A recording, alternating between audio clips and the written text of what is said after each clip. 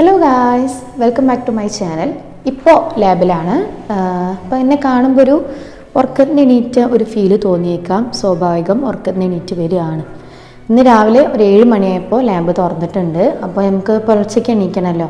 അത് കഴിഞ്ഞ് നേരിട്ട് ഇങ്ങോട്ട് വരികയാണ് ചെയ്തത്. അതുകൊണ്ട് ആ ഒരു ഉറക്കക്ഷീണം മുഖത്ത് ഉണ്ടാവും. അപ്പോൾ ഇന്നത്തെ വീഡിയോ ഭയങ്കര ഒരു എക്സൈറ്റഡ് വീഡിയോ ആണ് എനിക്ക്. കാരണം ഇപ്പം അടുത്തൊന്നും ഇങ്ങനൊരു വീഡിയോ എടുക്കാൻ പറ്റുമെന്ന് ഒരിക്കലും പ്രതീക്ഷിച്ചതല്ല.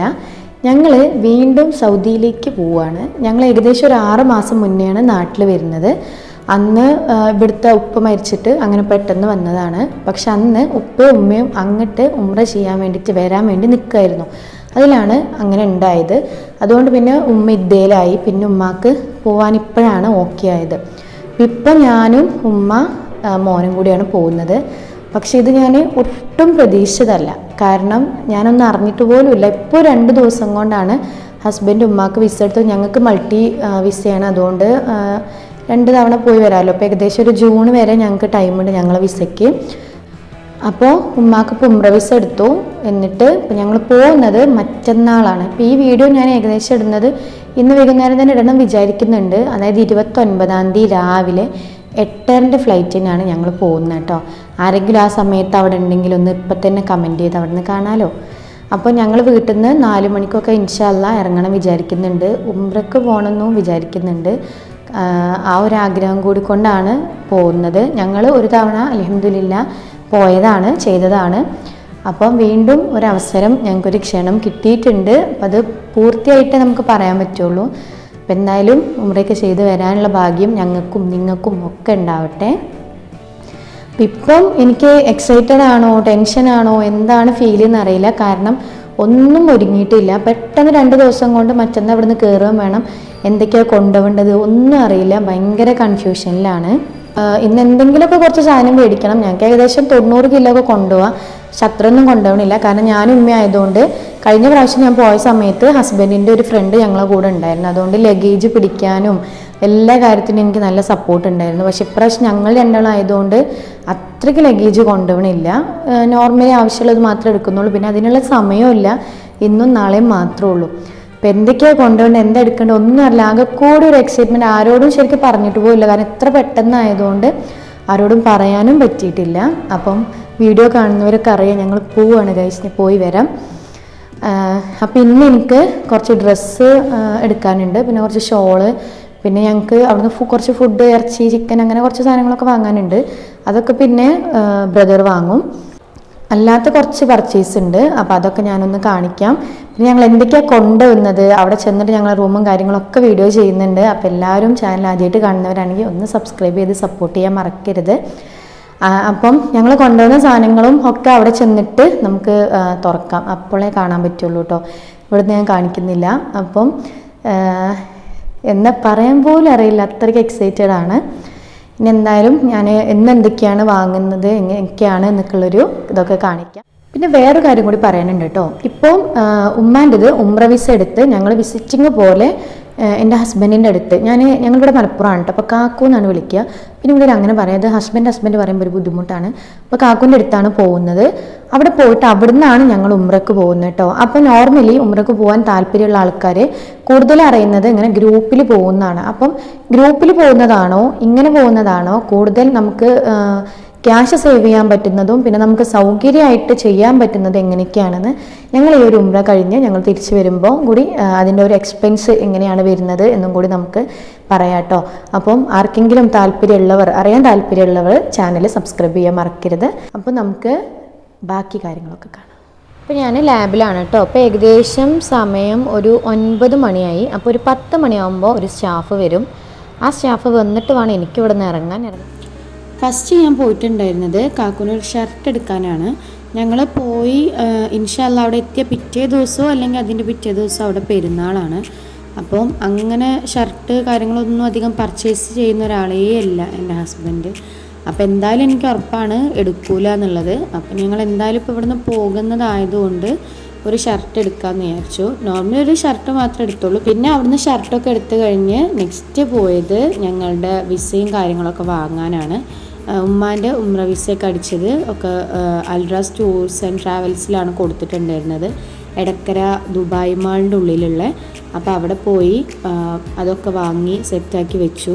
കാരണം എന്തെങ്കിലും ഒന്ന് കുറഞ്ഞു കഴിഞ്ഞാൽ പിന്നെ ബുദ്ധിമുട്ടാണ്. അതുകൊണ്ടാണ് ഞാൻ ഒറ്റയ്ക്ക് പ്രിൻ്റ് എടുക്കാതെ അവരോട് തന്നെ എല്ലാം ഒന്ന് പ്രിൻ്റ് എടുത്ത് റെഡിയാക്കി തരാൻ പറഞ്ഞിട്ടുണ്ടായിരുന്നു. നല്ല കസ്റ്റമർ സർവീസായിരുന്നു കേട്ടോ. ഞങ്ങൾക്ക് ടിക്കറ്റൊക്കെ മാക്സിമം കുറഞ്ഞ രീതിയിലാണ് ചെയ്തു തന്നത്.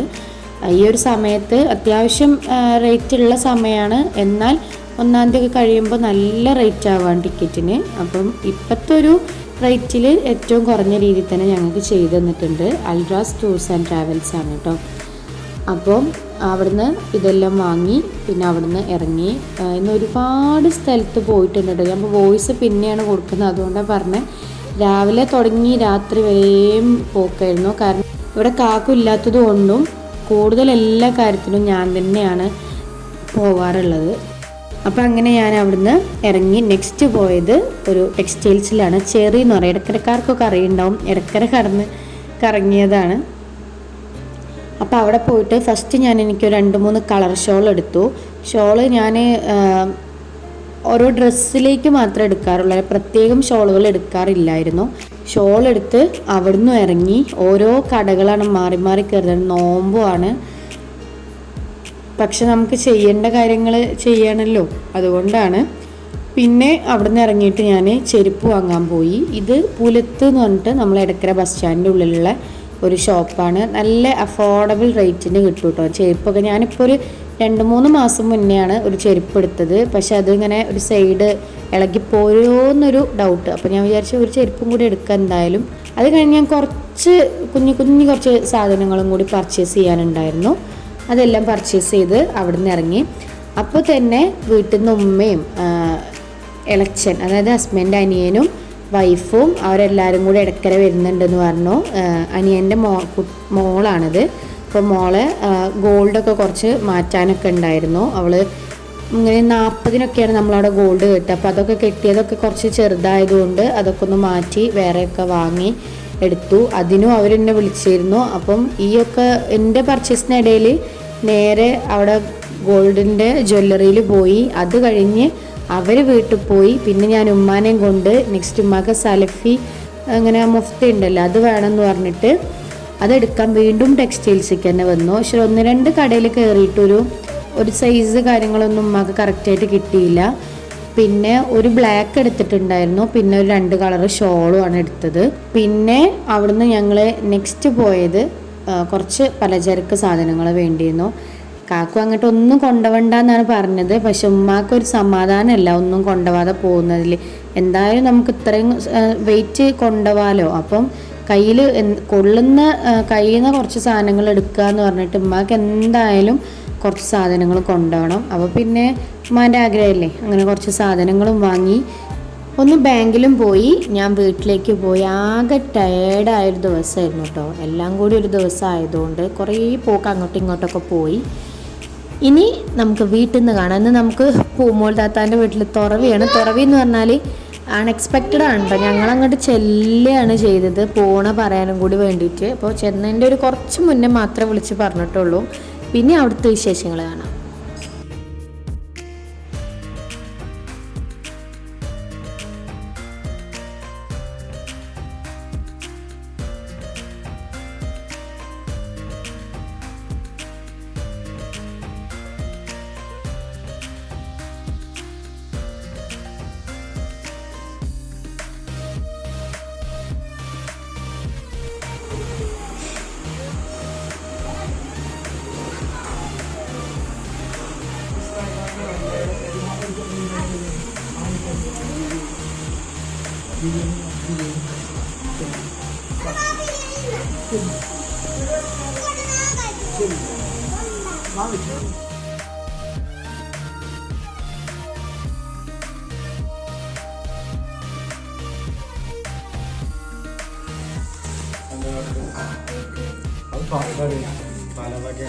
എനിക്ക് തൈര് വെച്ചിട്ടുണ്ട്. മാമി തൈര് വെച്ചിട്ടുണ്ട്. നാളെ വെള്ളിയാഴ്ചയാണല്ലോ കിട്ടുമല്ലോ. സലാഡക്ക് ഇത് മയോണൈസാണ്. ഇത് 2 വേറെ നെയ്യോ ഒഴിവാക്കി തരണം.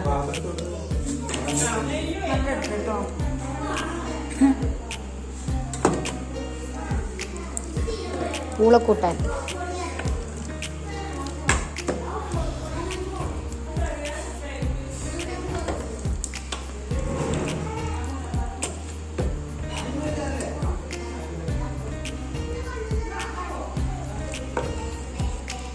പലവകയും എന്ത് കറക്റ്റായിരുന്നു.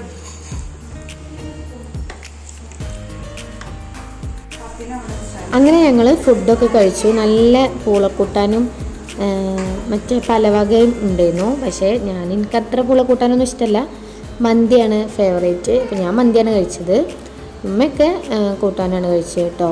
അപ്പോൾ എന്തായാലും ഇന്നത്തെ ഒരു വ്ളോഗ് ഇവിടെ വൈൻഡപ്പ് ചെയ്യുകയാണ്. കുറേ രാവിലെ മുതൽ രാത്രി വരെ ഉണ്ടെന്ന് തോന്നുന്നു. അപ്പോൾ ഇനി എന്തായാലും ഞാൻ നാളെ എൻ്റെ ബാഗൊക്കെ പാക്ക് ചെയ്യുമ്പോൾ ഒക്കെ നമുക്ക് കാണാം. അപ്പം സബ്സ്ക്രൈബ് ചെയ്യാത്തവരൊക്കെ ഒന്ന് സബ്സ്ക്രൈബ് ചെയ്ത് വെക്കുക. അടുത്തൊരു വീഡിയോയിൽ കാണാം.